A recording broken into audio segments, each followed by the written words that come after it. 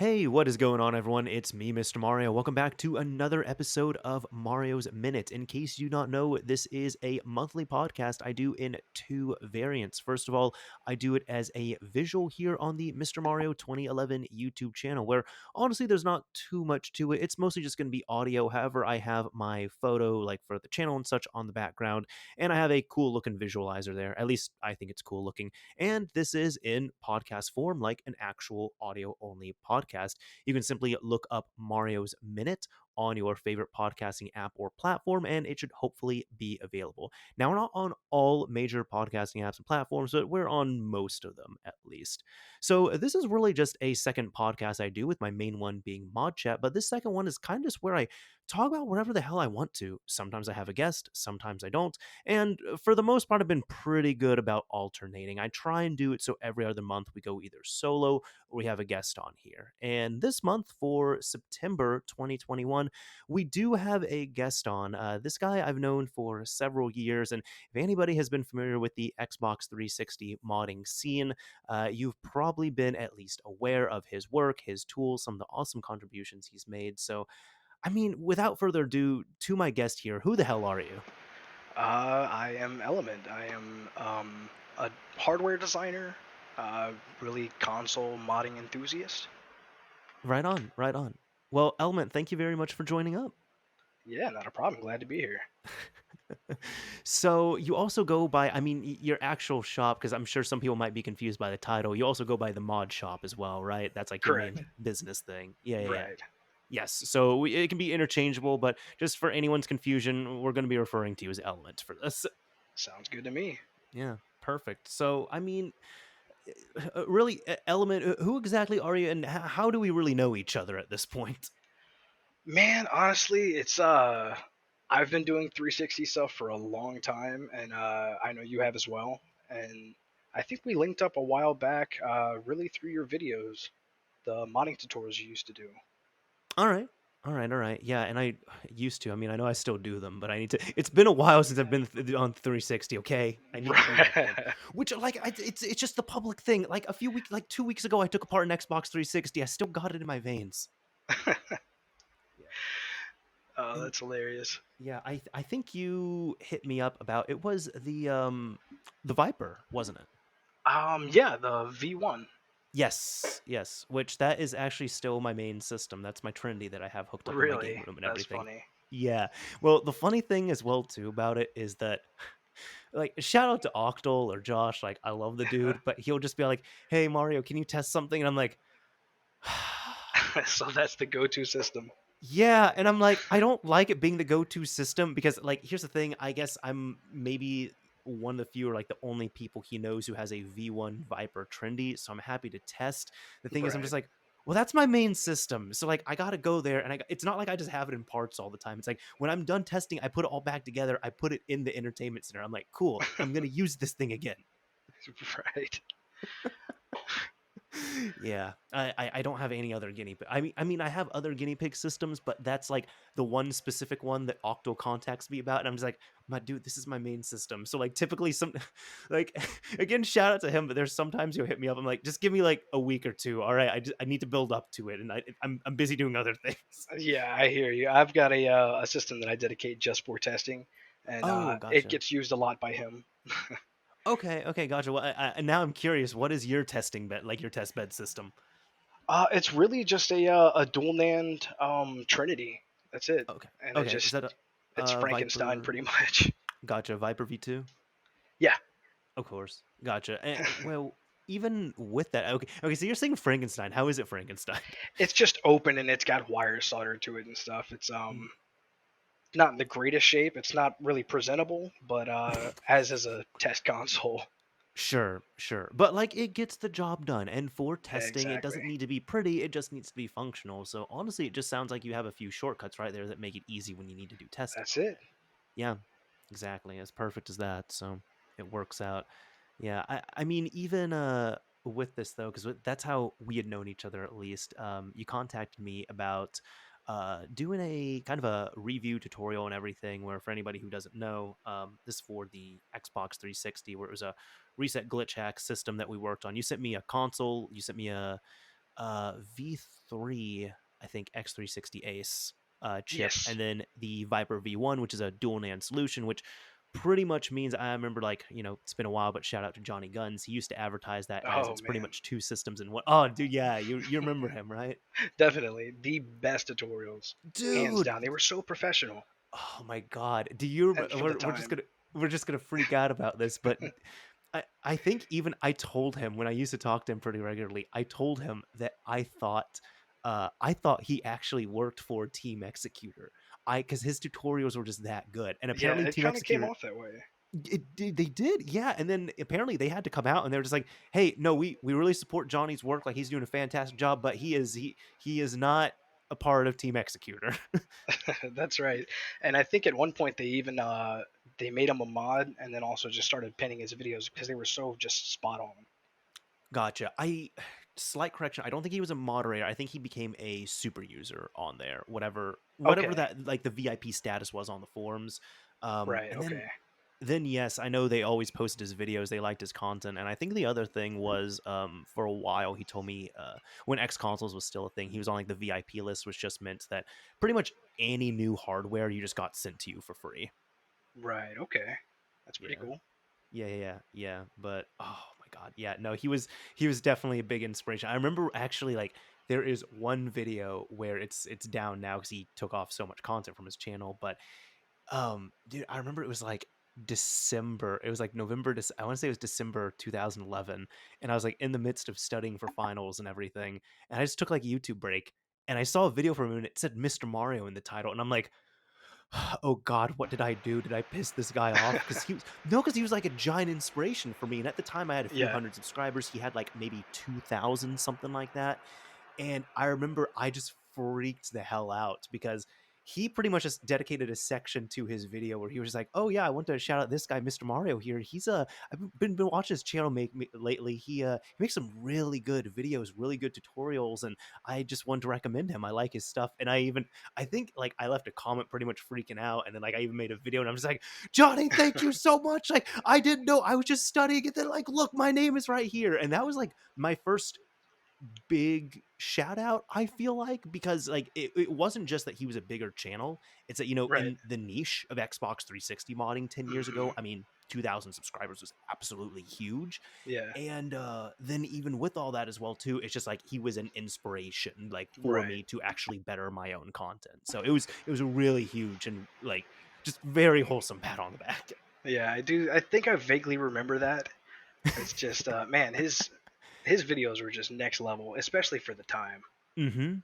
Mhm. Exactly. Like, even now they would still hold up incredibly Oh, well. definitely. But yes, like, back then it's just like, "Oh my god, wait, you're not, like, pointing, like, a camera at your CRT in your garage, and you Right. actually have nice audio, and just what?" Yeah, it was the commentary. That's exactly what it was. Yeah, it was the damn radio voice. Exactly. Yeah. For anybody, like, if anybody's listening, just, like, you can check out, it's I think he just goes by John Jacobs now on YouTube, but it's JONJACOBS. And oh my god, his voice is butter. Oh, really? Yeah, would you remember his voice? Yeah, yeah, yeah. Yeah, it's just it's Oh, that. I misheard you. No, yeah, I got you. I Oh, misheard what you said. did you think I was saying Yeah, something else, like, I thought you insulting were or something? saying that it doesn't sound the same anymore. No. His voice is still, that's just, I've talked to him so many times. That's his natural speaking voice. Yeah. Oh, good God. But dude, that was a fun time for the scene though, because that was around the Definitely. time. Uh, do you remember, like, that was when JTAGs were still incredibly expensive, hard to come by, and then this weird reset glitch hack thing that was kind of reliable, but it was a weird timing glitch thing released, and that just Definitely. blew everything wide open. Yep. Yeah. Actually, when did you hop into it all? Probably. I want to say around 2010. I was doing consoles for me and some friends, and then Okay. really just kind of jumped into it a little more after that, and here I am now, kind of like a Okay. daily thing. I mean, So many years later. I Element, how do I say this? Can you explain what you do a little bit more? Because, like, I appreciate it. Like, you are sounding so humble right now, but I'm sure there's people who are just like, "What is this? What does this guy do?" So mainly, really, I just try and develop hardware for the 360 stuff that piques my interest, and hopefully others as well. But what I do through the shop mostly is I RG8 systems, right? Hmm. So really just whatever hack or exploit is available at the time. Like currently, RGH 1.2 was just released, so I've been kind of messing with that as everybody has while it's in beta. Oh, you're And talking about for the slims, right? right, right. Yes. Yeah, I should have clarified that. All good. But yeah, that's pretty much it. It's just kind of a daily thing right now, especially with the this whole revamped mod that's going around. People are going crazy for it, so it's keeping me Mm. pretty busy. Mhm, mhm, and for anybody who doesn't know, that's pretty much was it is it, NCAA football 14? Am I mixing it Yep, up? no, that's exactly Okay, it. dude, I don't know my College football sports. 14. Yes. Yeah, yeah, so it's like NCAA football 14, and Yeah, then, CFB revamped is pretty much just like it's pretty much turning it into, like, NCAA football 2021. right. Yeah, or I'm hope I'm getting it there, but No, yeah, yeah, it that's pretty much it. oh, It's really cool what these guys are doing too. They're doing like pretty much replacing different game assets, jerseys, uniforms, fields, stuff like that. mhm. Really It cool. I've been shocked as well too because like I'm not into sports at all. I'm not into sports games by any means. Yeah. And I've seen this mod and I'm just like, holy shit, this might be one of like the most like crazy overall like well-made mods for the PS3 and Xbox 360 I've seen that truly updates and like transforms a game. Oh yeah, definitely. These guys are they're passionate and dedicated, and they're doing a great job. Hmm. I've you know, I don't know what your thoughts are on this. I've honestly thought of because the mod is so cool, like making a one or two tutorials about like how to set it up and everything. The problem is, I'm just like, well, I think there's going to be a lot of people who are going to ask questions about it, and I'm just going to be like, dude, I don't play sports games. I don't know. I'm just showing you how to set up the mod. And I've found that because I did make a tutorial myself, and it was pretty helpful uh, in terms of the feedback that I received from it. But they're constantly updating it, and so sometimes it can be hard to keep up. But it seems like where they're at now, it's all pretty steady. So a tutorial would kind of fall in line with whatever's going to be released next, I right? got you. So, but yeah, I think it would be received well. And secondly, there's not many great tutorials. There are some good ones, but there's not like the whole package tutorial that just kind of tells you exactly what to do. And I tried to aim that way, but again, after the update, some things changed a little bit. Sure, So sure. it's, kind of outdated at this point. I got you. I understand. Yeah. Okay, cool. Well, I'm actually glad I got your thoughts on that then. So that might have Yeah, to be definitely. something that's made in the future. Maybe. We'll see. But yeah, I mean, I know even on the engineering side, you said that you've worked on some stuff on the Xbox 360. Like what is some of the stuff you have worked on? A lot of stuff I don't release. I just kind of do things that seem fun to me at the time. But mainly, I've released the 4 GB SD tool for Corona motherboards, the Viper V1, V2, and the X Flasher. And there's some other things that I just aren't coming to mind right now. But those are what's actually public. Okay. Gotcha. And I know you've shown and I'll keep private. I know you've shown me some of the private stuff you did even from like years ago. I was like, dude, this thing is cool. Yeah. Yeah, I Yeah. do. I think I know exactly which one you're talking about, and I do have an idea for it. Um, I'm not gonna say too much, but it may not even be received very well. But it's something I'm looking into kind of upgrading and possibly doing something with. Okay. Okay. I mean, dude, whatever it is, I'm sure you're gonna hit me up, tell me about it, and I'll be Yeah, excited for for it. sure. So it's all good, man. Yeah, and I know I've seen you do some really good work with not only that, but even like reverse engineering and putting some stuff out there as well too. Like we got the, I mean, you helped open source the Sonus 360, which I didn't know was like so hard to find now. Right. Yeah, I think you actually sent me the one that I initially reversed. So Yes. so big thanks Yes. to that. So Dude, no problem, man. Like, what have for anyone who doesn't know the Sonus 360? It's so if you have a slim Xbox 360, you turn it on or you hit the eject button and it makes noises. And the Sonus was there was two variants. There was one for the Fats, which added sounds to them, like the right. Slim, And there was one for the Slims, which added a much bigger speaker, and you could program custom sounds in there. So just added programming abilities with louder, nicer sound quality. The thing is on there, apparently, like I always forget this, right? Like when mod tools come out, you think they're like so plentiful and all that, and then like 2 years go by and you can't find the shit anywhere. Exactly. Yeah, like, dude, have you looked at like just like longingly at some of the some stories where people are just like, oh yeah, I got this full like original Xbox like X3 system that has the X3 CE installed, the X3 CP. It has like everything customized. It's like, oh, how do you get it? It's like I bought it from a dude off of Xbox Scene 10 years ago for like $25. Yeah, yeah, you And see it's that like, a lot. yeah, and it's like, are you kidding? It cost me more than $25 to ship an Xbox now. Yeah, like for a while you couldn't give these things away, and now that same system, that same type of system I described, will go for hundreds of dollars. Oh yeah, definitely. Yeah, It's crazy. it is. But no, I remember Element had hit me up because you asked me if I had any Sonuses, and I actually, it's funny. I think at the time I had one. I just ripped out of a system I used to use, Yeah. but I also had someone who had a stock of them, and he had a lot more, but he was like, "Hey, dude, I think you'll enjoy this." And he sent me a few of them for free, like brand new. And I was like, Oh, "Dude, I'll do you even one better. I'm gonna send you a brand new one that's never been used. I'm gonna send you dead stock, so that way there'll be no grime, no solder, nothing on it. It's gonna be a clean reverse engineering effort." yeah, yeah, and it really helped. I mean, it was I think that was a pretty quick reverse, and I released it on Twitter. I think what was it, like a week later or something?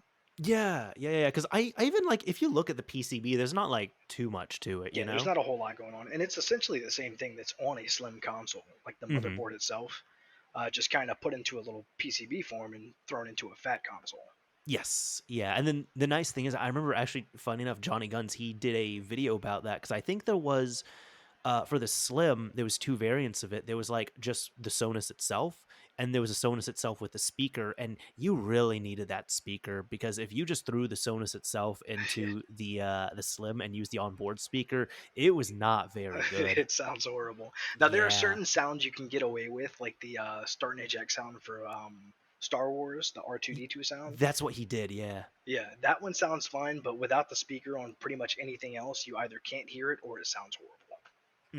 And that's another thing too. I was gonna run by you. Didn't have you tried that and just heard how like I mean it sounds nicer once you set it up, but like good God, like when you make that sound file, the quality is so Yeah, bad.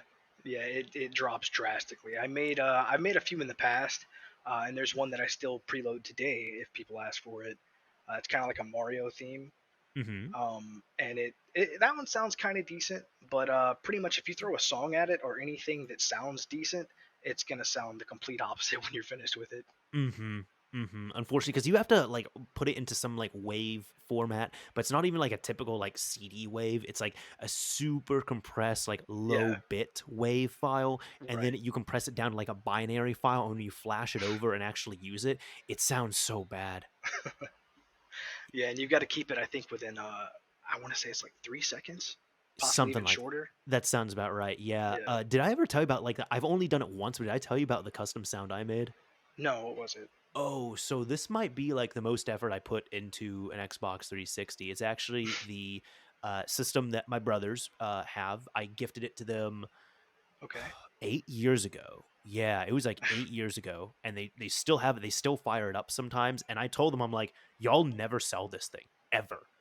And they're like, no, we won't. I'm like, no, no, no, no, no. You're not going to give it away. You're not going to throw it away. You're not going to sell it to someone. If you do ever get tired of it, you give it back to me because I know what's going to happen is like, I'm going to hold on to it. And then like 10 years later, you're going to be like, hey, where's that Xbox? I'm going to show it to you. You're going to freak out. So also, I put too much effort into it for you to just throw it away. Oh yeah, um, I've been there.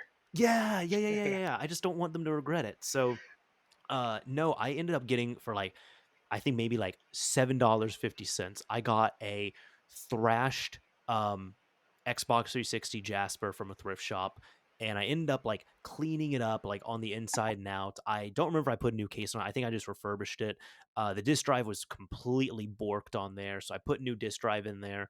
But I did a RJ tag to it use the Oh RJ wow. tag to pull the CD key, well, DVD key, excuse me. So yeah, I Yeah. mean, this going back because I was like, RJ tag was like the hot shit at the time, Oh which yeah, like now definitely. would not recommend it, but Right. but it works for what it is. So on this system, so I did that, did the RJ tag mod, which is just like it's pretty much a combination of reset glitch hack and using JTAG like headers Yeah. and stuff. That sound about right?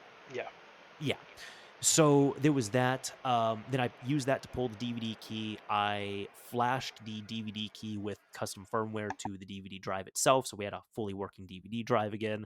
And then at the time, this was like, I mean, this was big at the time, but I put a 500 gigabyte drive in there, um, and then that wasn't enough for me because they already had like like a flashed Xbox 360, and I was like, well, I mean, you're just gonna get like another white Xbox 360. So I want to do something like I tell people I'm not creative. I don't have that much creative juice in me. But I used the little bit I had, and I pretty much said I want to make a Sonic the Hedgehog, like kind of like Sonic team system in a way, and I wanted to make it look like something that if you just saw it in Sega, like at Sega headquarters, it just looked natural. Um, Yeah. so what I did was I painted the hard drive, like the bezels well, not the bezel, but like the top part and such. Painted the hard drive, the side bezels of the console, painted them white. Then I painted the rest of the console and the faceplate blue. And I had my friend help with a Sonic the Hedgehog, like his face, kind of an outline, a stencil, Yeah, and like a put it on. stencil. Right. Yes, put it on top of the Xbox 360 itself. Um, I changed the LEDs to like different colors, like pretty much like the Google colors when like at the time I had a Nexus 4 and I thought like Yeah. the way it booted up, like the color sequence there was cool. So I changed it to those exact colors. And the last thing I did, I put the Sonus 360 in there and I have it. So when you turn on the system, it goes Sega. And then when you hit the eject button, it has the ring chime from when Sonic picks up a Oh, ring. I love it. Yeah, and the ring sound, it sounds okay, but the Sega tone when like you boot up Sonic the Hedgehog, I mean, it was just old enough and crunchy enough that it actually sounds perfectly at home on the Sony. So Yeah, it sounds perfect. that's funny. It seems like it would too, the way it used to sound, at Yep, least. exactly. Yeah, It's yeah. funny. So it's like when you boot up like Sonic the Hedgehog 2, like that exact Right. tone, that is what the Sonus does on this system. Right at home. Exactly. Perfect. Yeah, you gotta next time you're over there, you gotta sneak me a picture of that thing. Oh, dude, I can do that even right now. I'll have to find. Perfect. I think I have a video of it as well too. But yeah, that's a.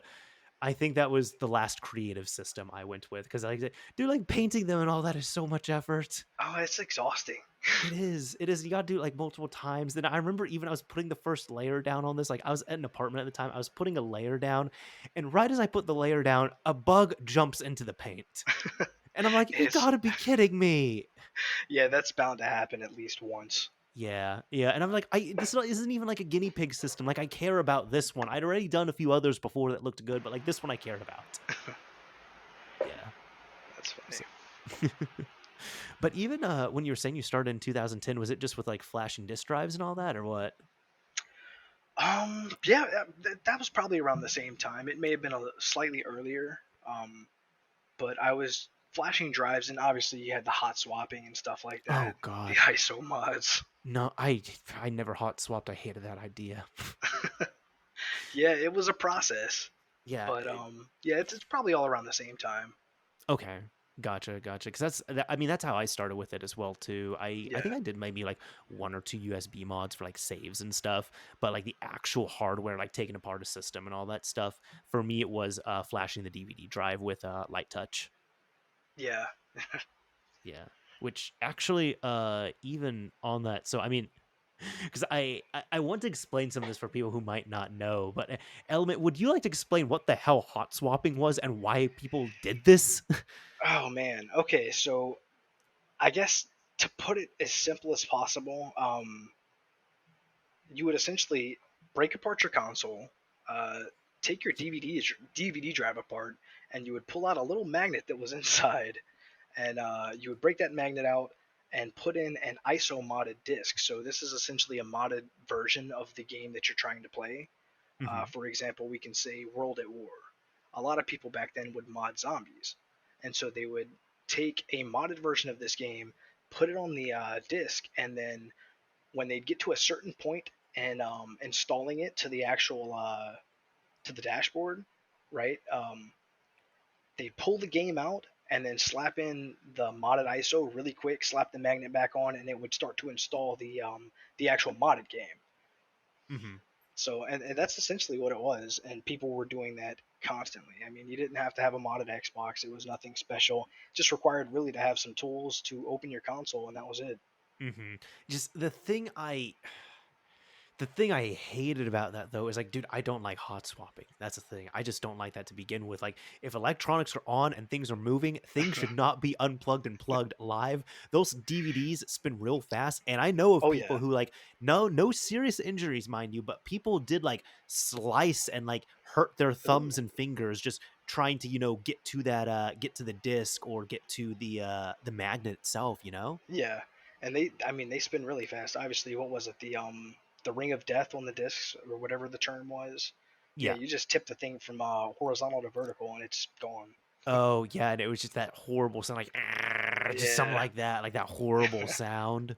Yep. Oh god, I don't miss that at all. Thank God for game installs on there. But the main thing with that I remember was like, as you said, so I kind of forgot on this. You don't technically need a modified system to do it. No. But that was for a lot of people. There were people who said it was better because you didn't have to flash your disk drive, where it's like once you modify your disk drive with like custom firmware, you can just take that burned game, you pop it in, it loads up like a retail disk and you just Right. install it. But if you either don't want to or you don't have the capability to flash your DVD drive, that's when you do the hot swap. Right. Exactly. Yeah. Um, but even at this point though, and it's been like this for so many years, like Light Touch is a very solid custom firmware. Like Yeah. it's been around since I mean the last iteration of it was like 2011, 2012. I'm talking about like Light Touch 2, Light Touch 3 for the fat Right. drives. I'm not talking Right. about Ultimate. But the point is those were like the last updates that were needed, and you can still roll fine. Like no Yeah. bands, nothing, like on Xbox Live. Like it's a silver bullet firmware really. Right. Um but yeah, unless you're doing like mods and stuff online. But I remember even around that era, there were people who were saying, well, hot swapping is better because you don't have to flash your DVD drive. And if you flash your DVD drive, you risk banning your system. And I'm like, dude, it's really this. Like, first of all, like, I know decently how the firmware works. The firmware is actually very rock solid. And secondly, like, at this point, because of that, if you're just trying to load them up like that, there's not really a point to not flashing because you're going to run the same risk playing if you're playing modded games online from modified ISOs, even if your system's not modded, you're running that exact same risk. Yeah. I mean, it's basically semantics at that point. Really, if you're installing it to the actual hard drive, it's not really going to make a big difference. The problem is when the band waves were happening, or Hmm. anytime an update would come out, you just flash back. It wasn't really a big deal. And that was even for iExtreme, I want to say, where it was like Extreme firmware and all the other firmwares, and then iExtreme firmwares. Those ones were detectable. Yeah. Yeah. There was that. But once it all graduated to light touch, then bans only for having the firmware flashed completely stopped. Like there was always a reason for a ban at that point, but it was never just because, oh, I flashed my DVD drive and that was it. Yeah. I'm even thinking on there as well too. There was what was the other thing with it?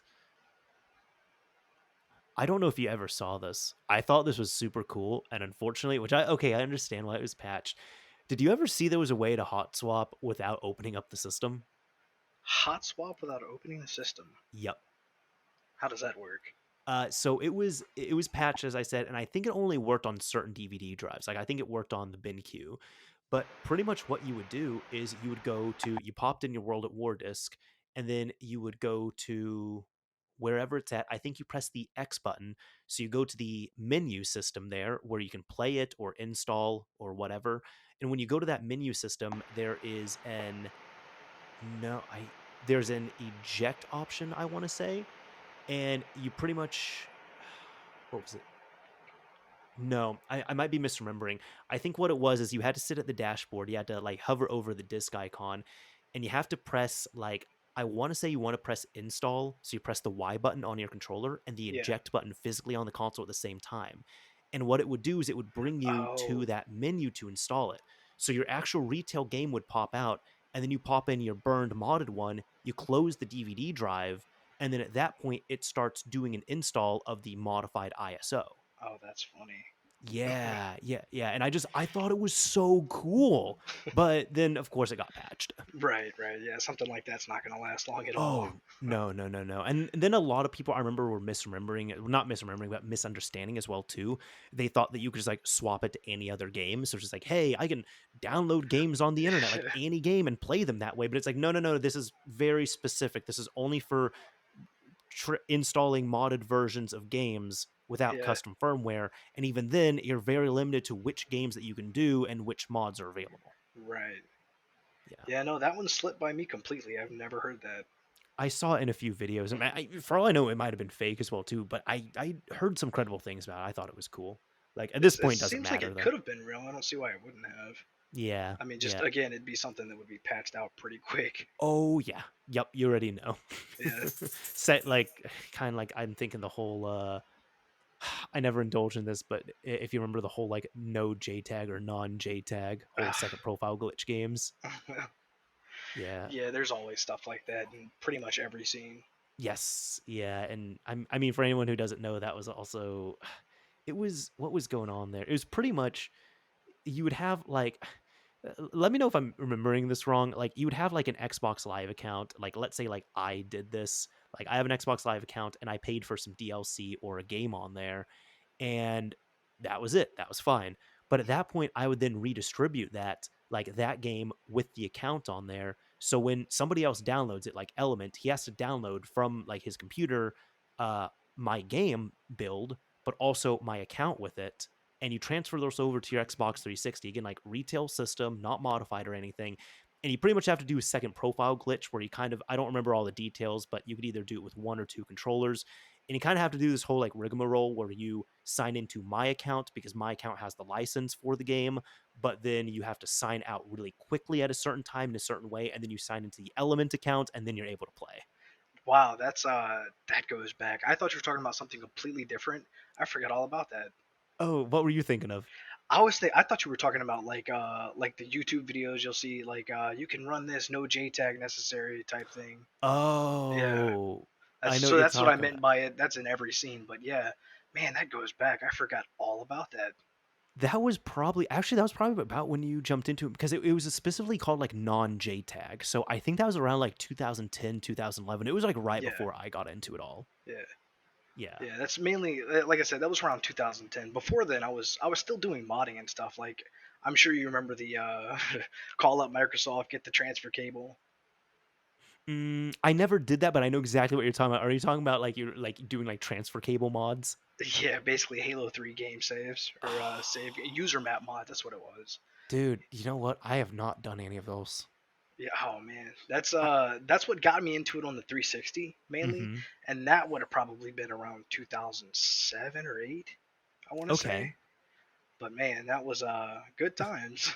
Mm-hmm. Mm-hmm. The And Seven Sins days. oh god, those were good days. I mean, the Yeah, site's still around, but it's just like it's kind of just a shell of itself, you know? yeah, they're actively keeping it going, Sure. constantly adding stuff to it. It's just not what it used to be. A lot of the I old yeah. categories are gone and just merged into just like a general Xbox category, I believe. Okay. And I think, if I remember correctly, I was talking to one of the admins a little while ago, and they were talking about bringing that back, at least making things easier to browse and find again. Good. Yeah. Because there's still like modding content and stuff on there. Like that's Oh, for all sure. fine. And then, oh my god, even some of the fun stuff that you can find is if you go way back to stuff from like 2004, 2005. Like Yeah. because from what I know, it started as a Halo 2 modding site. Yeah, I think that's what it was, Halo 2. Yes, yeah, and I know I've talked about this fondly many times, but like the whole, you can still find the post on there how to like butter knife your Xbox. Yeah, do you know what I'm talking about? I have no idea, but I just got a picture in my head. Oh my god, I'm gonna explain this to people, right? So I heard one time I freaked there was an episode of Mod Chat where I freaked out because shout out to WC anyways, he posted it and I was just like, no way, this was a thing. So the way I heard it, like quite not the playground, I'd graduated a little bit since then, but it was kind of like a playground thing I heard. It was in middle school. I heard this. Yeah. We were talking about this in gym class. And one of my classmates was talking about butter knifing. And I didn't know what it was. And this was so on Halo 2 for a while, you could take like actually you could hot swap. You could take a Halo 2 disc, you could modify the ISO and you can play those modded maps online. Hmm. From what I know, at one point there was a change made so modded maps on discs were no longer feasible. So you could only mod the downloadable content maps. Now, what people would do is they would modify those maps, put them on their Xbox, and if we were all playing online, we had to make sure those DLC maps ended up loading in. So, like, let's say again, I'm the one like you and I are playing together. I'm the Right. one who has the modded DLC maps, and then you Element, you're the guy who you're wanting to play on them. So I would quite literally ask you to do this. I'd be like, "Hey, you need to stop your disc." So what you could do is you get a butter knife from your kitchen, and I think you slide it under like the bezel where it says Xbox on the front of the console, Yeah. you slide it under either Oh the O or the X, and you slide it in there flat, and then you push down on it.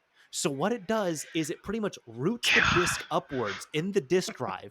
You hear this awful sound because you are pretty much crunching the disc to get it to stop. Yeah. And at that point, the game is still running. But when we're going into matchmaking, we can't load up any of those disk based maps because your disk is not spinning. So it forces us to load the DLC maps. That's so funny. I had a picture in my head of stopping a disc with a butter knife. That's all I knew. I didn't know you were going into it like that. That's so funny. Yeah, and I heard this. I remember my friend was telling me, and I'm just like, dude, there's no way, there's no. And I remember I even went to his house once, and he's like, oh yeah, dude, this is the butter knife I used for Halo 2, and I'm like, okay, it's a butter knife that has like a weird mark on it. This tells It's me just got nothing. Halo 2 written on it in Oh, Sharpie. dude, that'd be hilarious. But no, it was in all reality, it just had like a weird, like metal looking like shim mark on it, kind of Yeah. just from when it was, it was disc stopped there. I Right. because it was called either butter knifing or disc stopping. It went by either of those names. That's Um, hilarious. yeah, it was. My God, it's just like do not underestimate the ingenuity sometimes of people who are just desperate to get things Right. rolling. Wow. Yeah. Oh my god. I mean, dude, I'm having such a fun time just thinking this. I want to know what are some of your favorite mods though. Man, I can't think of anything as crazy as that. I know. Do you remember GPD modding at all?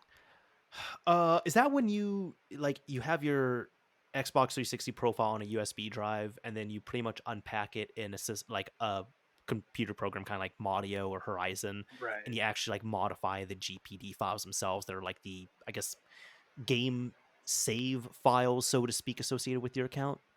Is that what Yeah. you're talking about? Yeah, yeah.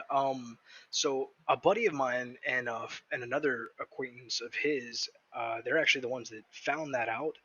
And this was back when JTAGs and RGs were really popular, like I want to say Black Ops 1 days, because that was the first game that they did it on. And Yes, yeah, because Black and sorry to interrupt, but I mean, just no, for go ahead. anyone who doesn't know, like Black Ops One, I remember it doesn't have actual save games. It saves like your settings, like your controller settings and stuff to a file, but your actual your campaign progress and everything is saved to your profile itself to a GPD file. There's no actual save file. Yeah, I think that's what it was, and I could be misremembering this because it was so long ago. But the way this worked is first he kind of told me about it, and I didn't believe him at the time, of course. But he takes me into a game, and he's pretty much doing I think they were like off-host mods or of some kind, with no RGA. It's just a completely retail system, and my mind was blown. I was like, "How are you doing this? You've got to tell me." So, of course, he's like, "Just send me your profile. I'll show you." Send him my profile. It works. I'm like, "Wow!" And then soon after, they released it, and that I believe got patched pretty quick, but it was fun while it lasted. Hmm. It's kind of like the RGH experience on a retail. So that Yeah. was pretty interesting. Hmm. I got you. Did you actually see? I think Even you're saying RJ's experience on retail. Did you see that you can do? I think for Black Ops 2, you can do that like technically on Xbox One. Oh yeah. Oh my god, it's horrible, dude. How bad is it? I need to know. I haven't been on Black Ops 2. I haven't played a 360 game in I can't tell you how long, which is kind of ironic. But it's probably been 4 years since I at least stopped and checked in. But it was pretty bad back then, and I can only imagine it's even worse with the population dwindling to what it is now. Sure. Sure. And the problem is for anyone who does not know here, it's like Black Ops 2, you could mod it by like of course if you have a modded system, you can modify, the map files and the actual in-game files themselves and stuff, manipulate them and go online. Like that's understandable. Right. But what I'm talking about is it's pretty much theater mode where you go and you find a replay. And there's been modded replays that have been uploaded and it's full mod menus. So you can literally go find a mod menu of your choice. And because it's all retail side, you don't need a modified 360. And you can even do this on the Xbox One because Black Ops 2 is backwards compatible. So you find the mod menu of your choice, you end up downloading this file, and then you watch the entire replay. And by the end of the replay, it will temporarily, this is what they call it will infect your account, which just means that your account has the mods enabled until you exit the game or turn off your console, and you can have a completely retail console and go online with these mods. Yeah, and it's really cool. I mean, how it's being done. I don't know like technically exactly how it's being done, but the whole idea of what it is, it's really cool. But it is so extremely game breaking, and Yeah. I can't imagine it's very difficult for them to patch that or fix it. But 360, they don't really care.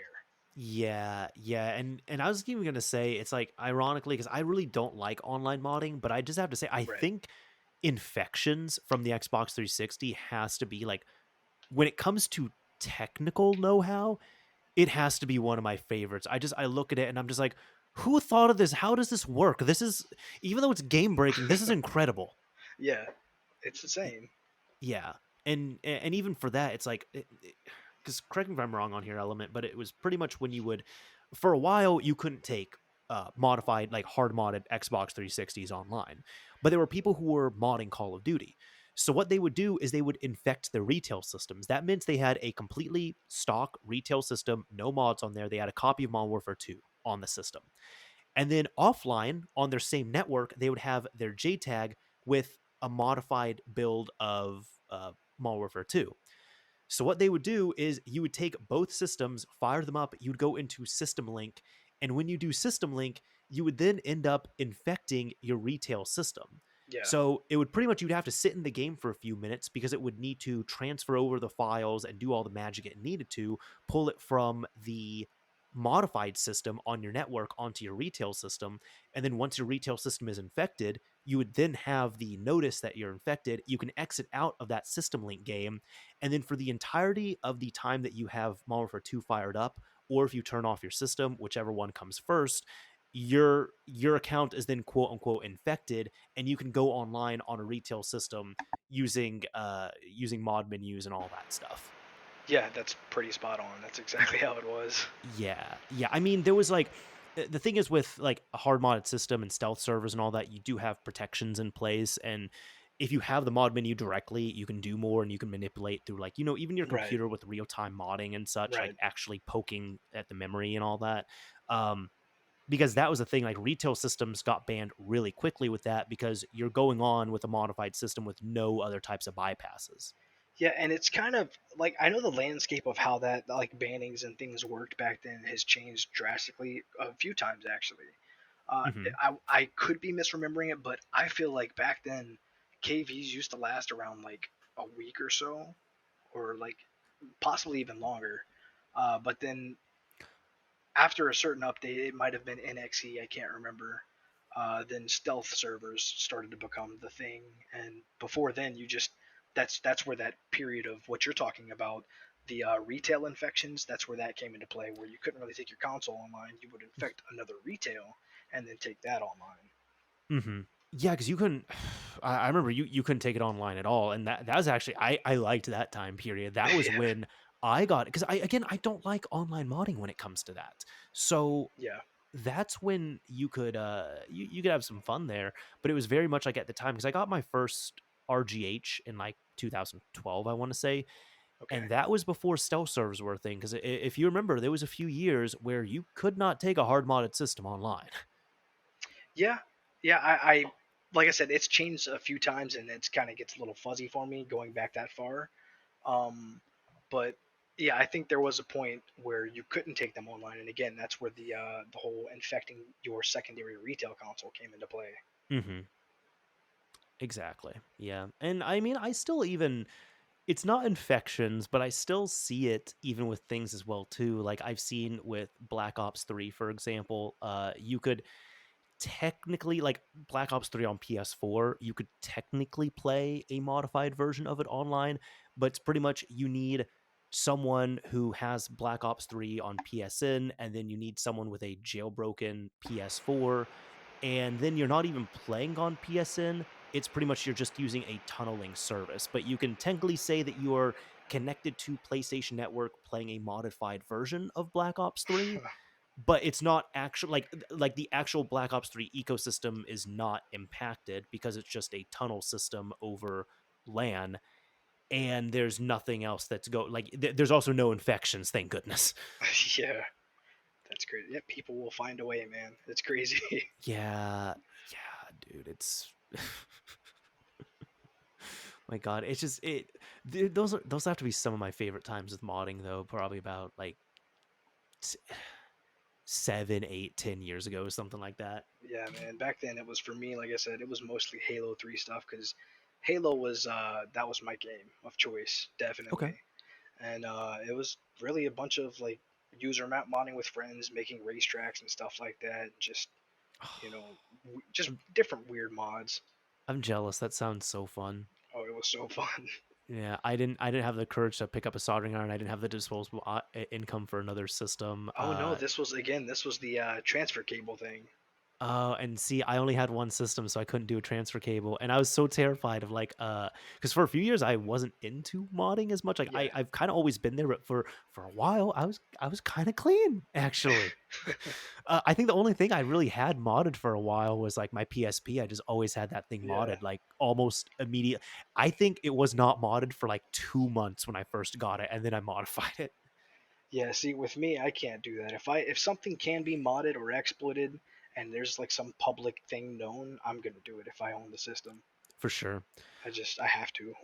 There is I'm sure you've seen just like a really big resurgence of those like really cool looking portable emulator consoles that have like Android and stuff flashed on them Yeah, from like China. Raspberry. Oh no, I know what you're talking about. Yeah, Yeah, yeah, not a that's Raspberry been Pi. popular. That's been really popular. They've been so So many different popular. variations of it. Yeah, so I actually got to hold one of them because one of my friends ended up buying one, and he had like two Super Nintendo games and a PlayStation 1 game on there, and like it was okay. The thing is though, he just got it and hasn't really messed with it any further. So it's really funny because there's two SD card slots on there. One of them actually has a sticker over it because it's a SD card that comes from the factory that has the Hmm. firmware on there, and if you do not load it with that SD card, then the system does not boot.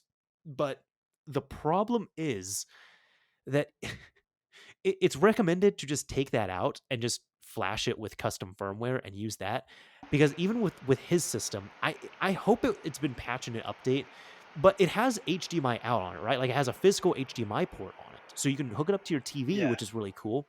But the factory firmware doesn't have that enabled, so you can't even use the HDMI port. that's funny. That's Yeah. what device is that? Do you know? I'm gonna ask him and I'll tell you. I don't know. Let Because me see if it's like a.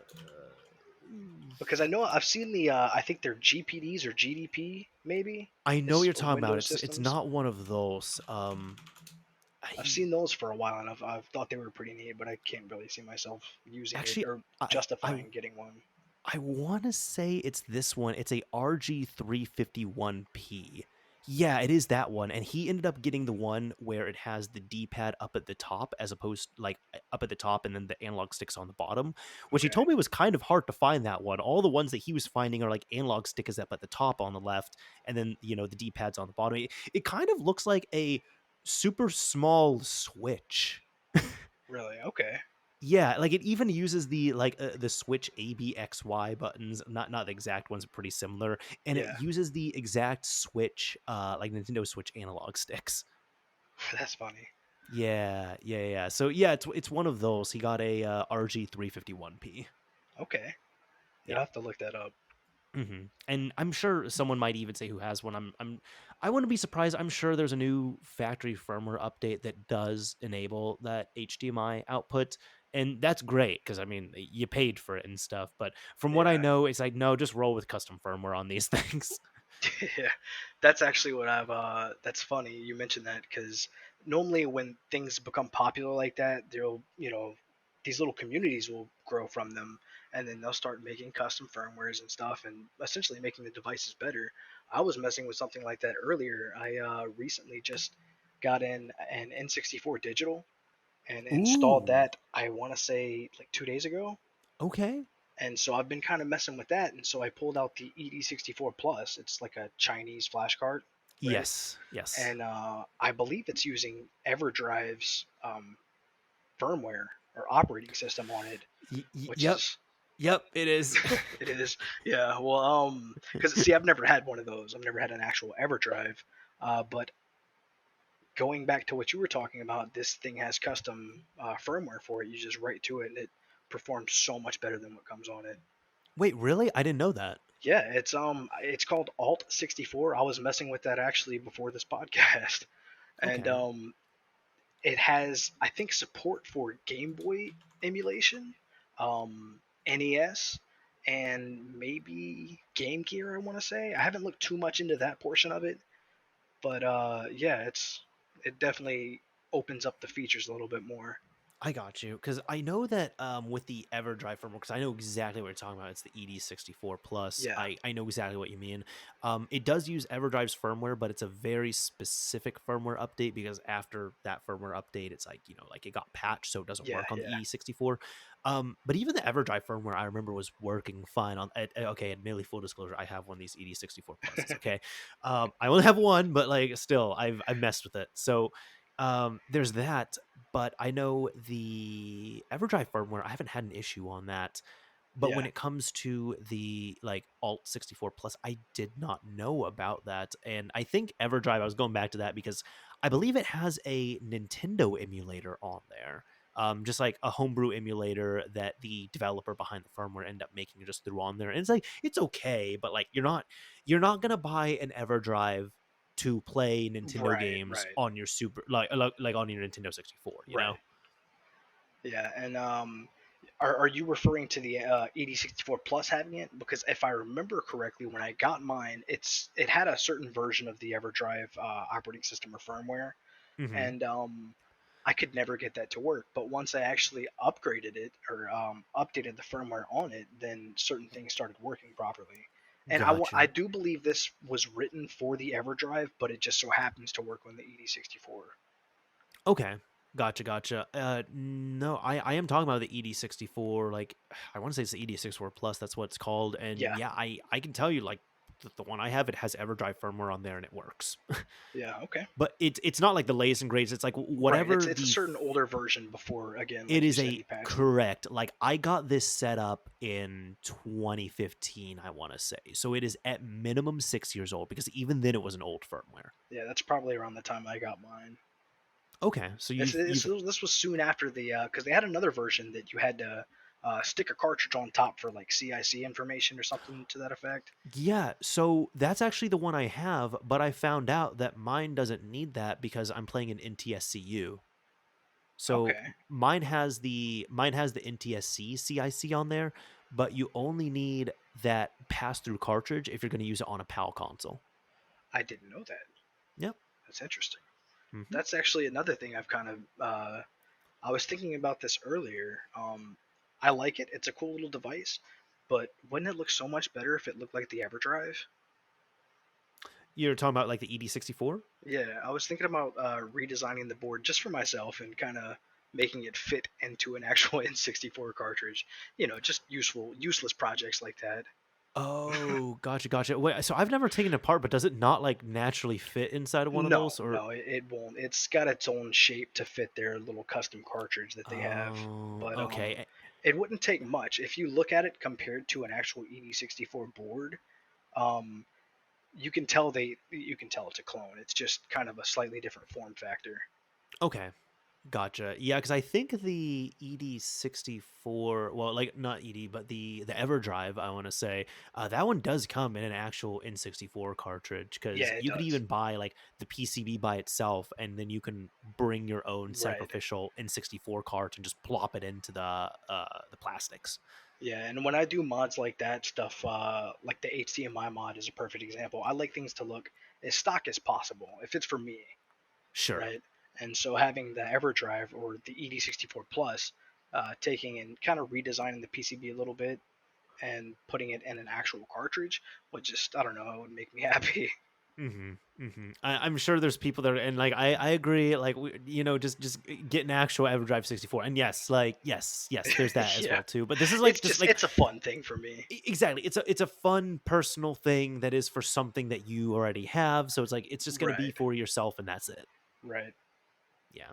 So no, I mean it's a cool little device on there. So I gotta know. Okay, you got the N64 digital. Is that the one from Pixel FX? Yep, yep. Okay, because I was gonna say the other one that was impossible to find was Was the the in. Ultra HDMI There we go. I want to say it was by N64 HDMI, but Marshall. no, it was yes, it was Ultra HDMI, which is like it's funny because it just kind of went dark for so long, and then right when the N64 digital ended up coming out, that was when Marshall started shipping out the new variants of the Ultra 64, Oh, or the really? Okay. Yeah, I know I there's a lot of drama around that whole situation. I haven't read into it or looked I into it too much.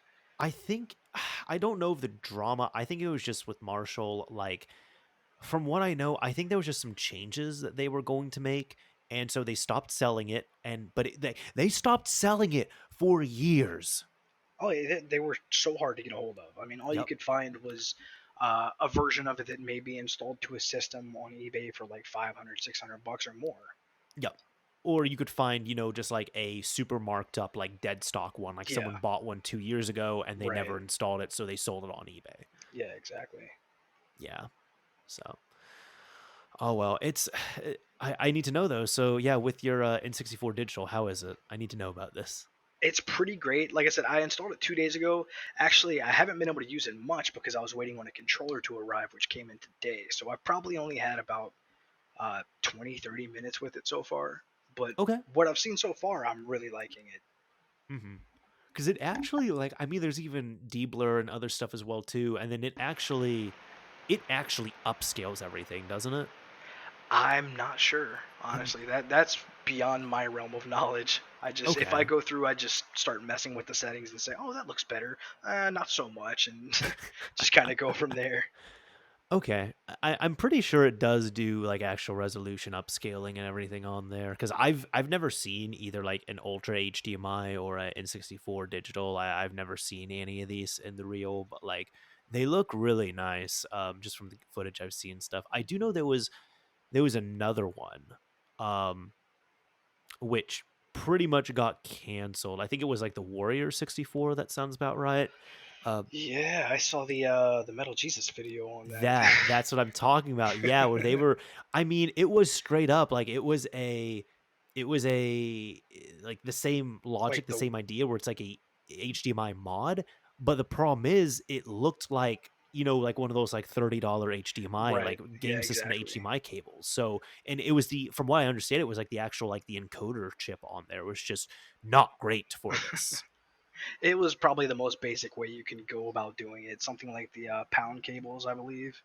I Yeah, don't know if those have gotten any better, but and those can be really hit or miss as well too. I have an Xbox One that I used for a while, but even those can vary from console to console, and then just the quality can really differ on there. I know I'm kind of the odd one out saying that, I guess, because most people will not will talk shit on them, but like the Xbox one that I've used has actually been decent. Although now I have the nicer one. The one's like $50, and I don't remember who makes it, but it's like the best like external HDMI adapter you can get for the Would that be Xbox. chimeric? There we go. Yeah, I There got we a go. couple chimeric ones, and then I mean, my main Xbox now it uses the Xbox HDMI, or I guess Right. now they call it the Xbox HD Plus. Okay. Yeah, yeah. Um, yeah, I mean, when it comes to stuff like those pound cables, I don't really see a problem with it, especially if there's an improvement. And I mean, at the cost, if you, as long as you know what you're getting into, you're spending what I think it was $30 is what those things used to It's cost. about $30, yeah. Yeah, I mean, you can't really complain too much as long as there's an improvement. Then you know, Hmm. that's Yeah, all that just matters.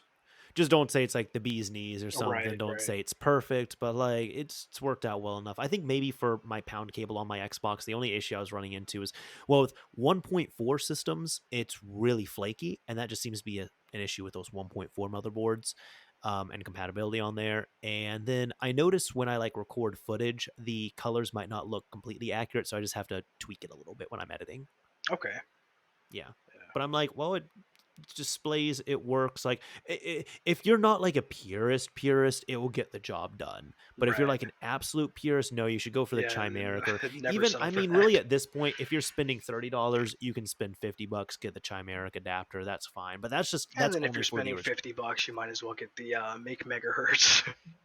Well, that one with the Meg Megahertz one, the Xbox HD Plus. The thing is, I mean, that still requires like a full install, and Oh yeah, definitely. it's a lot harder than just like it's Yeah, not it's impossible, no, it's mind you. certainly not a plug and play option, but Oh if you're yeah, no, looking I'm for talking like about the these plug best and plays, man. quality, yeah, Hmm. no, if you're looking for the best quality, definitely go with one of those. For sure, for sure. So it's even funny that you were bringing up N64 because I was kind of looking into this and I had it on here, but you do have a Switch, don't you? Yeah, I'm not sure if you have Nintendo Switch Online, but did you at least see that? I guess they're going to do the Nintendo Switch Online expansion pack, which will have N64 and Genesis Mega Drive games on there. really. No, I didn't. Yeah, I didn't hear about that. yeah. So I want to say it's like I want to say Nintendo Switch Online. It's already like $20 a year, or it's like $35 for the family plan. And I don't think at this point, we're recording this on the 27th of September. I don't think they've fully announced prices, but for an additional price, like, a little bit more per year, they're going to have N64 and Genesis Mega Drive games on there as well. Okay, wow, that's pretty cool. Has Yeah. the NES selection kind of improved at all since that was announced? I mean, there's more games on there, but like most people are not really happy whenever they add new Nintendo and Super So not so Nintendo games. much. Yeah, but I don't play. I use my Switch to play the new stuff. I don't really play the old stuff on there. I'll Fair be enough. honest. Yeah. Yeah. But like I did see N64, I was like, oh, that actually piqued my interest. I was Right. surprised it was N64, and like it's cool that we're getting like an official emulator on there. That's pretty dope. I even want to say, let me see, like NSO N64 games. Even the games that they're using, or the games that they're adding on here, are a bit interesting. I'm trying to find what their selection is, and damn it, I cannot find where it is here. So I guess from what I see, they have Dr. Mario 64, Yoshi's Story, Winback Covert Operations, which that one just like kind of surprised everyone. Kirby 64, Pokemon Snap, Mario Golf, Mario Tennis, Sin and Punishment. That one I'm looking forward to seeing. F Zero FX, Mario Kart 64, Paper Mario, Super Mario 64, Star Fox 64, Banjo Kazooie, which was pretty surprising there, and Yeah. then both the Zelda games, Ocarina Okay, and there it Majora's is. I was Mask. waiting for the Zelda. Yes, yeah, they got both of them. Cool. That's really cool. Yeah. So I don't know how much it's going to be. I guess we're gonna have to just wait and see on there. But like, admittedly, depending on how much it is, if it's like not like if it's like a fair price, I think I might just get it. And it's like cool. I can, because I Yeah. have my main Switch is not modified at all, and it's like cool. I can actually like play these N64 games on here. Yeah. Well, my main Switch, I think day one that I picked it up was modded. Nice, real So, nice. like I said, when I get a device, if it can be modded, I'm gonna try to. That's what I have for my well, that's why I do the whole, secondary console and all that stuff, Right. because I have my two Switches. I have the completely modified one that doesn't go online or anything, and then I Yeah. have the stock one, which is my main one, and that one will probably eventually turn to a modified system because I actually have the Switch OLED model on pre-order. So Oh, I'll nice. transfer over to that to get that nicer battery life, that juicier screen, the nicer sound, all that. Yeah, you gotta let me know how that thing goes because I I might end up actually getting a second Switch because of it. Yeah, I will let you know on that. Yeah, I'm like, even that one's funny too because there was a lot of people who. So do you remember when they released the better battery life version of the Switch? Yeah. I feel like a lot more people were excited for that, and there was even people who were more okay with it, and people were even like trading in their old Switches to get the one with better battery life. But then I see a lot more pushback for the OLED model because people are saying, "Oh, it's barely a difference." And I'm like, "No, if you're somebody who likes having like the full Switch and plays it portably a lot, there's actually a lot of really nice quality of life updates, especially if you're someone like me who I'm rolling with a launch Switch. So I don't have that Yeah. extra nice battery life. Um, so it'll be nice to have those additions on there, those nice quality of life updates. But I saw more reception to only having better battery life versus the Switch OLED model, which is like nicer screen, bigger screen, better kickstand, nicer audio, a modified dock that has like Ethernet, which is pretty surprising on there. Yeah. Slightly bigger as well too. I think it's like zero point 0.1 inches bigger, like the actual system overall. Yeah. I don't know. I think something like that, it takes somebody to actually see it side by side or in person to really grasp it. Like when it's I'd say something as so, far yeah. as battery life, that's something they can immediately apply to themselves. Mhm. Mhm. Yeah, because I had a discussion with a friend about this. I remember when I pre-ordered it, he was just yelling. He's like, "Why? There's hardly a difference." I'm like, "No, all the differences here actually are like worth it to me specifically." Yeah. Yeah.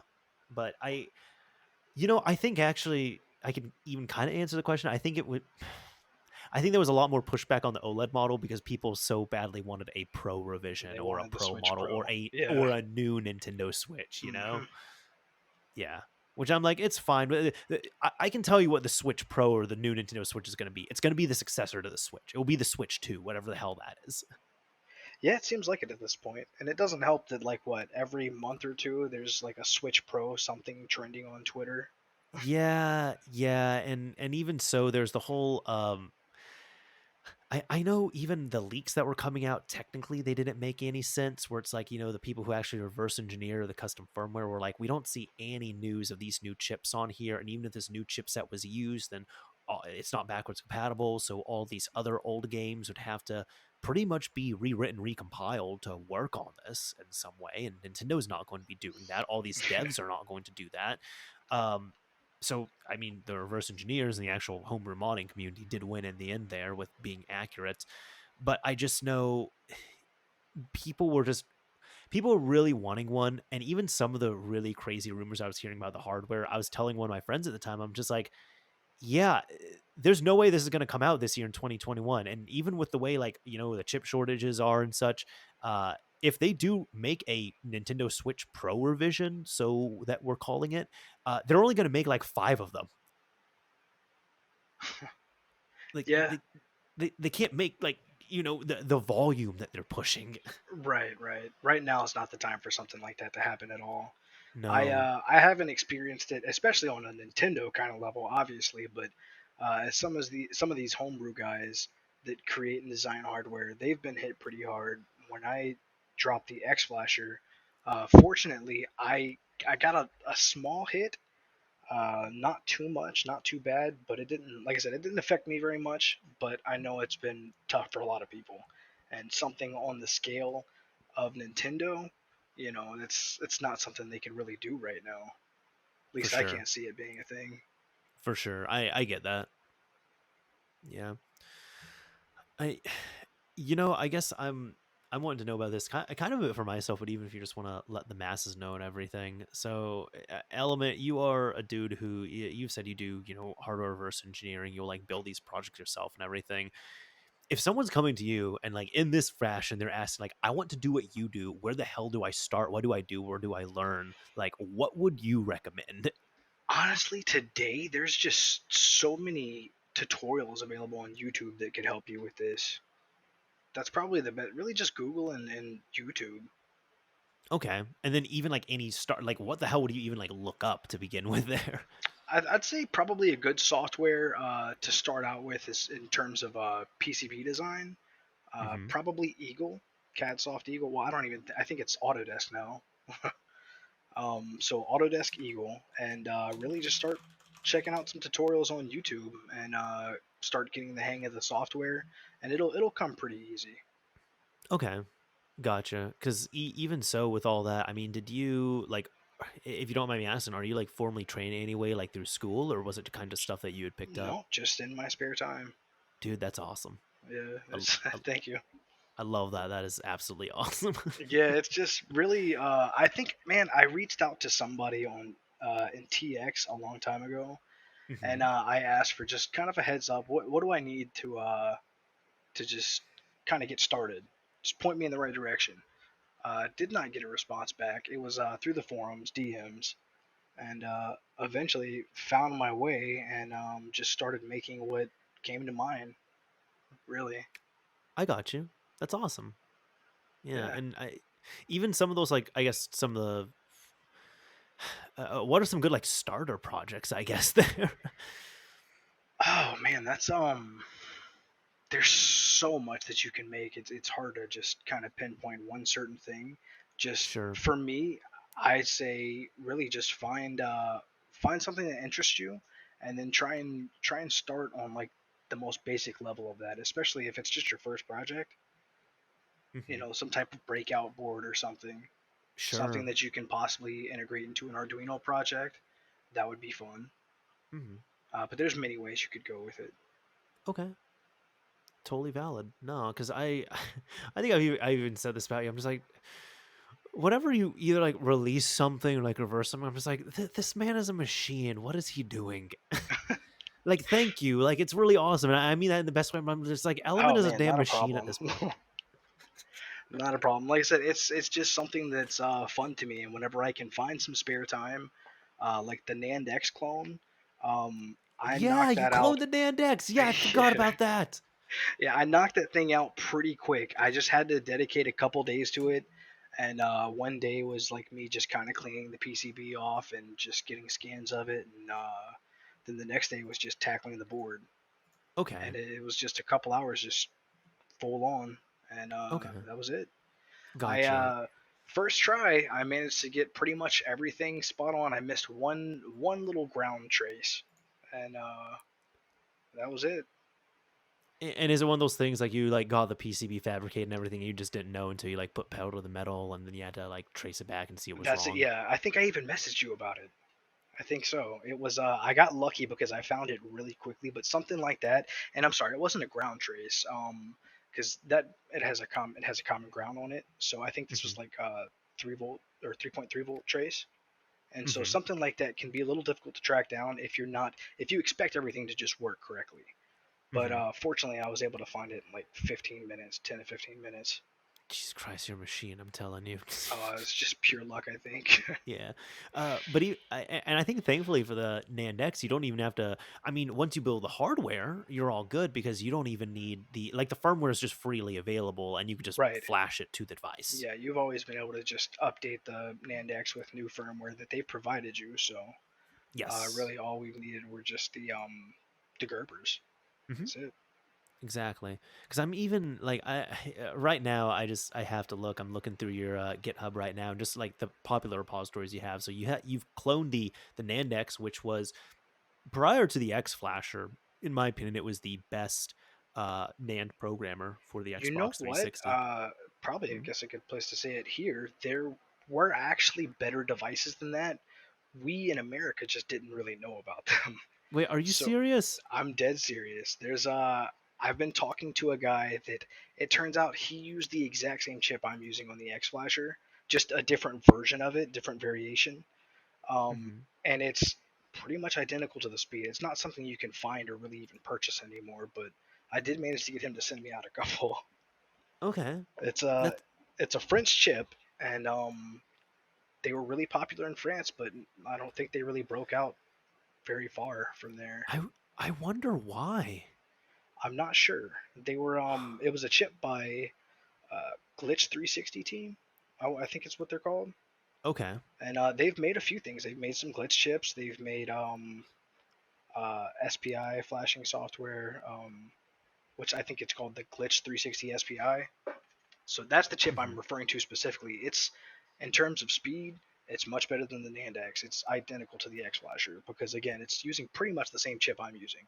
Wow. Yeah. I you have to wonder why like Team Executor didn't use these. Was it just for like cost or what? At the time, probably it wouldn't have been so much cost. I'm not sure. I Hmm. mean, there's other things they could have used, I guess, besides yeah. what they did use that would have been better. But uh, honestly, the chip that they used, there was already a known development board that people were using, Mhm. and with NAND Pro, the software, and I think they just kind of tweaked that a little bit for the Okay. NAND X because I can point you to um, like a development board that's essentially a NAND X before the NAND X was released. Kind of like I'm thinking like the Cool Runner, how there's quite literally a Right. Cool Runner chip, and you could use that and like modify it slightly and use it as a glitch chip for reset glitch hack, and then Team Executor end up just kind of making their own very specialized for the Xbox 360, and they called it the Cool Runner. Exactly. Just based on the Yeah, Cool Runner dev board. yeah, there we go. Yeah, because there's an actual dev board and there's Team Executors, which is still a dev board in a way, but still. Right. Just a more specialized dev board. Exactly, but they even called it the same name. That Yeah. cracks me up. Oh, jeez. Um, and actually, on the Nandex topic, there was Team Maximus. I want to say it was Maximus, not Matrix. Yeah, it was Maximus that had. I think I even told you about this. It was a NAND flasher in a little blue case, and I thought at the time. I thought they just copied the NAND X, but talking to somebody that goes further back than me, he says no, this actually came out before the NAND X, and it's identical. So Huh. and to that, it's I guess all just based off that one dev board that was out there and being used. Interesting. Yeah. Okay. So, maybe some of the stuff from Team Executor wasn't as original as we always thought. Yeah, it doesn't seem so. And actually, if you look at a lot of their chips, like I'm not trying to like put down TX. They've done a lot of great stuff for the They 360 have, scene yeah. and the Switch scene. I mean, if you want to get into that, but yeah, they've contributed so much. But it's just over the years I've just kind of noticed things like certain chips are all using the same chips, even the same layout. I don't know if you remember at Ye- one point. Wasn't that the DGX and the RGX were pretty much the same, and then there Yeah, was and then like like the another. Slim Proto versus the DGX and stuff like that. It's all Yes, essentially the yeah, same thing. and I want to say it was like RJ Tag versus something else as well too. Yeah, So well, it's kind of funny because a lot of those, I think the Slim Proto, uh, the very first version that was sent out to people, it was really just a DGX with the header removed, I think, and and they had a it had the sticker. sticker. Yeah, Yes, it had a yes, sticker over it, it and had the people were, sticker. yeah, people were asking in the forums like, "Hey, what's the deal with this? Did I get a Slim Proto or a DGX?" They said, "Just ignore it." I mean, because visually you can look at it and tell it's the same thing. So They said really, just ignore it. just ignore that. I mean, so all you really had to do was just flash whatever timing file they gave you, but in them doing this, it allowed them to have more control over their products being cloned. Yeah. Really, certain people could have done it. Like if Josh was around back then, that little beast could have done it. Oh yeah. Um, but yeah, I mean, really, it was just down to timing files after a while. Gotcha. I know when it comes down to it as well too. Team X Gear. I mean, they did a lot for the Xbox 360. But even when it comes down to, just I'm thinking of the hardware. They really just kind of kept rehashing hardware and kept Yeah, at a re-releasing certain certain point, they things. And weren't as innovative, I guess, as they yeah, initially and were. and dude, like one of the best chip, like still one of the best chips. It's a freaking Cool Runner Rev C. And like, why did they stop making those? They're so good. They're Yeah, I mean, yeah, I'm not sure. yeah. I feel like So I yeah, have to ask you here on the podcast. Did you ever hear anything back about the ODE?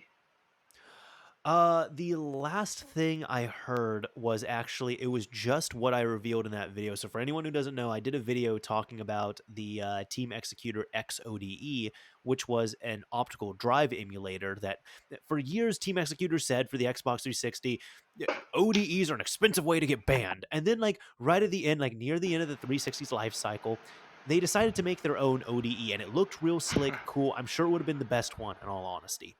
Without a But doubt. then they canceled it. And when it came down to it, yeah, I did contact Team Executor just asking if they would be willing to open source it. And they pretty much said they're like, we're going to ask and see if we can open source it. We can make it, but the thing is, it just wouldn't sell at this point, and it's way too expensive to make such a small batch of them. Right. At this point, And there'd be no reason. yeah. Yeah, and I did have a call to action on that video, even just asking like, "Hey, please contact Team Executor, just ask about this." I never heard anything. I didn't try to contact them again. I never heard anything back. Okay. Well, Yeah, there's the yeah, update. and now their websites are dead. So Yeah. yeah. Not sure why that happened. Oh, I'm not sure why that happened either. Oh Oh man, it would still be nice to have that stuff open sourced. I mean, obviously they're not going to be manufacturing it, and I don't think anybody's asking them that. But it would be cool to have like some type of 3D printable option, and have the hardware yeah. created. Well, that's why I was asking about it because I was like, maybe out of just some goodwill, would you all be willing to open source it or do something there? Because when it comes down, like I'm not dumb. I understand it's not going to be profitable to Right, release something like this. Like you, at the time I made the video, like 2019, 2020, like it's not going to be profitable. I totally get that. right. But it's, from what I know, the hardware was done and even the firmware was done as well too, and they just shelved it because they said, well, it's too late into the life cycle. Yeah, and I think that's pretty much what it was. Yeah, Really, just which down to bad timing. They didn't jump on it well, soon it was, enough. to be honest, it was their own fault for bashing ODEs for years. That's why they didn't release one because they're just saying no, like getting these unlocked drives and buying our tools to flash your systems and everything is going to be the better way, and getting an ODE is just an expensive way to get banned. When honestly, it was like it was fine. Like Yeah, ODEs were fine. yeah, that was never an issue. I mean, look at the what is it, the X key? No, Xkey is still running smoothly. I think the Oh only yeah, time they hiccuped was when Anti-Piracy 2.5 got updated and XGD3, like that whole thing, and right. they were way ahead of C Forever when they got that up and running again. So even with that, I think it was actually because it was parroted from C Forever, Commodore Forever. They were the ones who said that yeah, I have an ODE, like I have an ODE system, it's not going to help you, like I still got banned on it, and ODE is just an expensive way to get banned, and then everyone just ran with that. Yeah. But I like you said, Oh, I know there's a people lot who of stuff people ran with, like the clone chips, for example. I don't know if you remember the Switch. I mean, there's been a few switches on the website, but I'm talking specifically about uh, if you mention anything about going online or stealth or anything, you'd be banned without warning. And I know what you're talking. Yeah, because Team Executor is very like anti-online, and then like after they changed ownership, that's when remember they partnered mhm. with Xbox Live Ninja. Yep, and that's Yeah. exactly what I was talking about. And then all of a sudden, one day you go to the forums and boom, there's just a big stealth banner at the top, Yep. and Yep. people didn't like that, Yeah. obviously. Because for so many years they were so adamantly against going on Xbox Live. Yeah, Yeah. So, eh, things change. That's what happens, I guess. And now Team Executor's websites are dead. yeah, and here we are. And here we are. So actually, even with this, I was wanting to know. I do typically talk about this at the end of these episodes here, but I know you're very busy, and you're probably the type of person your game is actually modifying and messing with the systems now. But for anything that you might have been playing, like what games have you been playing recently, if you've played anything? I'll tell you what, it's been a long time since I've played a game. I've before what I'm about to tell you, probably the last time I played a game was Breath of the Wild, and before then, I wouldn't be able to tell you. But here recently, I've been playing a lot of Splitgate. How is that? It's so fun. It's kind of like got a nostalgic vibe to it. It's really just like a Halo and Portal mix. Okay, It's pretty that's cool. That's what I've heard. It looks quite good. Yeah, it may be for you, it may not be. It's something that people just have to try for themselves and see if they like Okay. it. Okay. No, that's totally fair.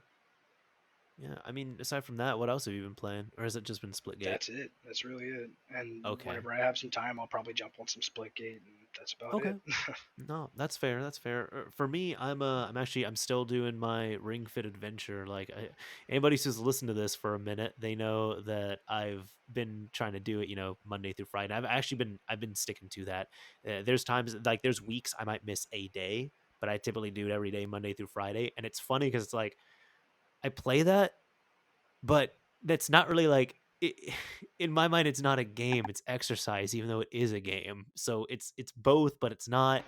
So I've been playing that. I've been playing Destiny 2 as well. My girlfriend and I have actually been playing that together. But we both Okay. also don't want to pay for any of the content on there. So we're kind of just trying to stretch it as much as we can for free, which is starting to get kind of hard. Yeah, I got into Destiny 1 just a little bit. I hadn't really played any Destiny 2, so Dude, I was oh my god. So I was so pissed when I started playing Destiny 2 because it it literally it is the at the beginning, the first few hours, it is the exact same as the first Destiny. The way it really. starts, the missions, the maps, everything is the exact same. And I was just so mad when I was playing. I was like nearly seething. I'm just like, you're telling me that they made an entire sequel and it's the exact same thing as the first one. That's funny. I didn't know that. Yeah, and the problem is too is that with because you didn't play that much Destiny 1, so you're not jaded on it. But like the thing is with the first Destiny, the problem that people had is that I played the alpha, awesome. I played the beta, awesome. All right, cool. We get like the first area and we get the moon. And it's like it's a little bit boring in beta right now, right? But like it's gonna get better. Like the retail game's gonna have more stuff. Then you get the retail game and you realize that if you've played 2 hours of Destiny, you have played the entire game. At that point, the game just loops. It's the same thing over and over, just in different physical areas.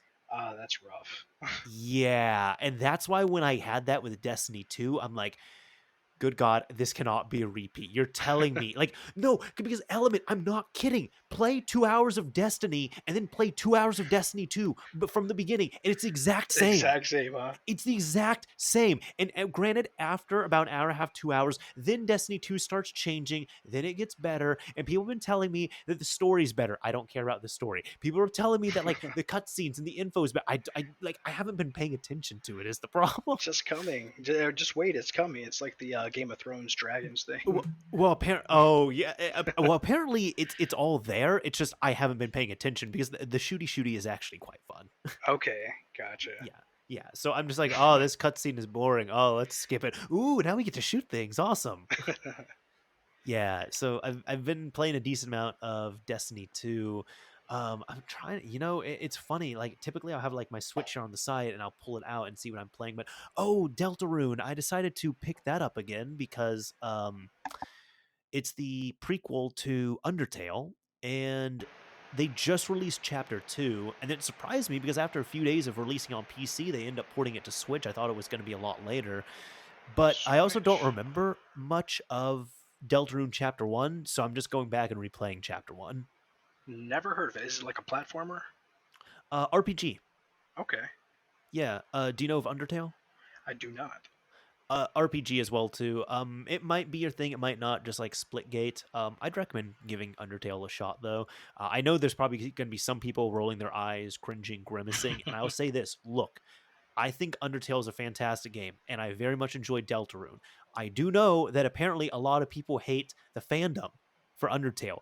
I don't know about this. I have on purpose not paid attention to the fandom. I'm talking about the game itself, and like the game itself is really, really good. So I am able to separate the art from the fandom completely because I'm completely ignorant on how bad or annoying the fandom might be.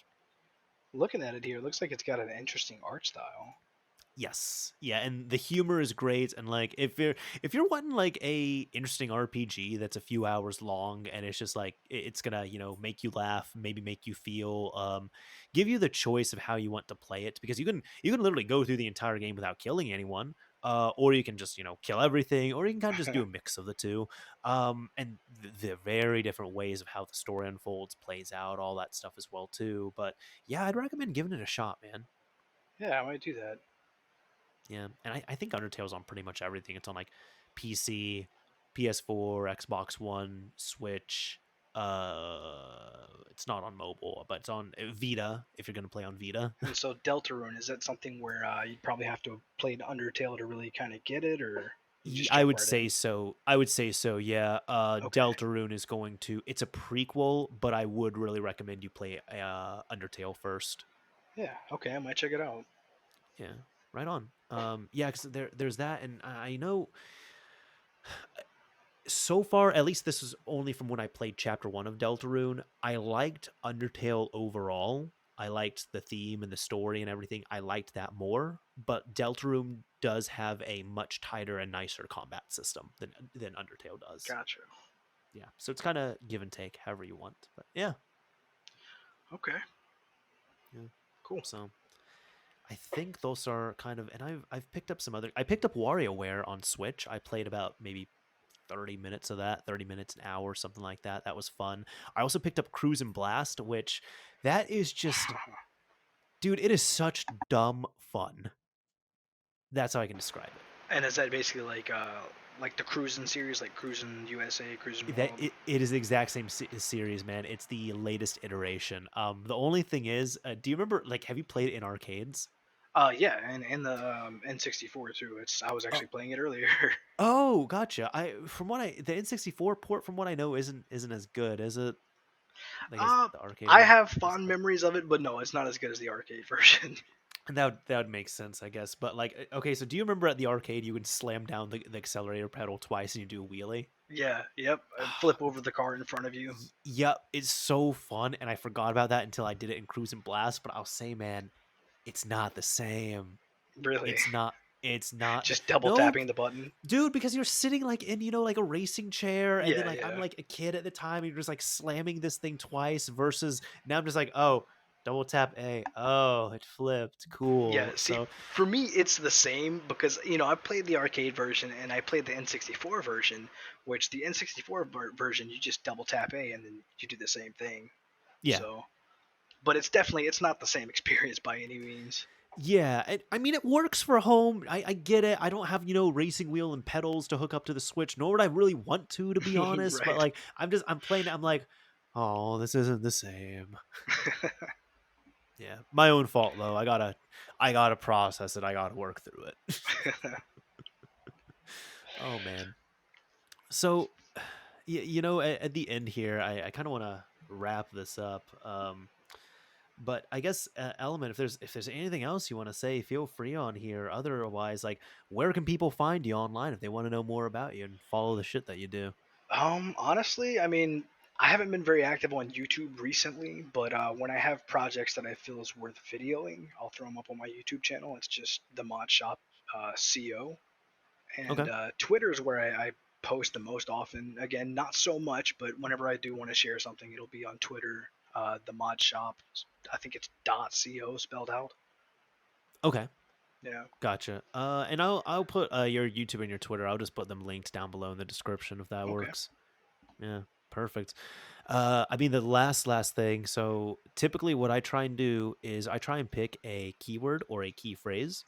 So what you and I will be able to do is we'll be able to look through the comments on the YouTube upload, and if somebody uses this keyword or key phrase in the comment on the upload, we'll know that they made it to the end. So now, Element, since you are the guest here, I'm actually going to pass it Ooh. off to you. What keyword or key phrase do you think people should use? Let's go with how about Hot Swap?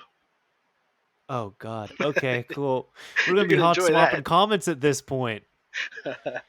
You did that to torture me, didn't you? Yes, sir. I don't like hot swap. I heard you rub your hands together like Patrick and Jesus Christ. Oh, that's Okay. funny. You heard that. Yeah, yes, I heard that. I heard it. Oh my Oh, God. Okay, so begrudgingly to to my feeling here, we're going to use the word hot swap. Have you hot swapped a hard drive on an Xbox? Have you hot swapped a disc drive, like a DVD for, a modded Xbox 360 game?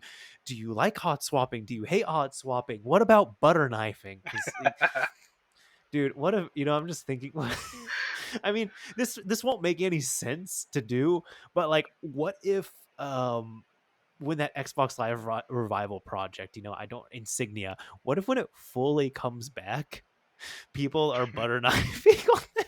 How would that even work?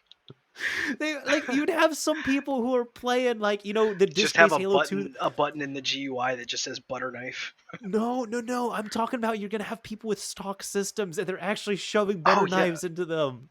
yeah, yeah. Yeah. Yeah, yeah, yeah. No, like what if people actually do that? Oh Oh god, I man. think we broke Element there. Oh my god. Well, that's about all I have for this. Element, you got anything else to say to the kind folks listening and watching? That's it. That's about it. Right. Right on, right on. Well, I do, dude. I want to thank you for taking some time out of your schedule to chat up. It's actually been a real fun episode with you. Yeah, man, not a problem. It was fun. Oh yeah, yeah. Anyways, this is as I always say, this is Mr. Mario signing off. Thank you for listening and watching, everyone. And until next month.